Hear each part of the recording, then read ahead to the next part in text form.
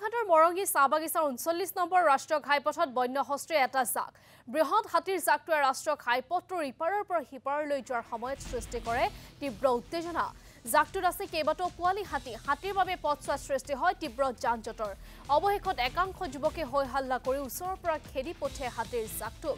আমি দৃশ্যাংশ আপোনালোকক দেখুৱাইছো এটা বন্য হস্তীৰ বৃহৎ জাক লগত আছে কেইবাটাও পোৱালি হাতী আৰু এই ধৰণে এটা পথৰ ইপাৰৰ পৰা সিপাৰ হৈছে গোলাঘাটৰ মৰঙী চাহ বাগিচাৰ 39 নম্বৰ ৰাষ্ট্ৰীয় ঘাইপথৰ দৃশ্য আপোনালোকে দেখিবলৈ পাইছে।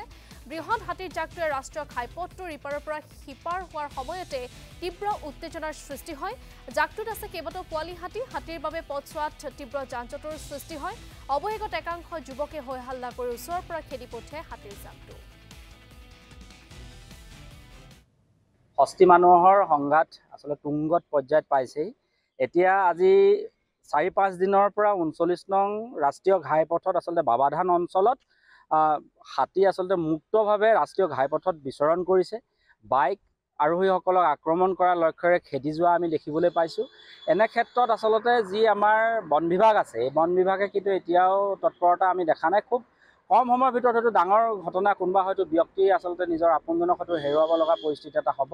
যান-বাহনৰ উপৰিও সম্পত্তি নষ্ট হোৱাৰ আশংকা আহি পৰিছে। প্ৰায়ে এই বাবাধানৰ অঞ্চলত হাতী মুক্তভাৱে আসলতে ৰাষ্ট্ৰীয় ঘাইপথৰ মাজেদি পাৰ হৈ আছে। আমি আহ্বান জনাম যাতে অতি শীঘ্ৰে বন বিভাগে যাতে এই যি হাতীৰ জাকটো আসলতে ৰাষ্ট্ৰীয় ঘাইপথৰ ওপৰতেই প্ৰতিদিনাখনে বিচৰণ কৰি আছে, ইয়াৰ ওপৰত যাতে জনসাধাৰণক নিৰাপদ কৰিবৰ কাৰণে ব্যৱস্থা গ্ৰহণ কৰে। আমি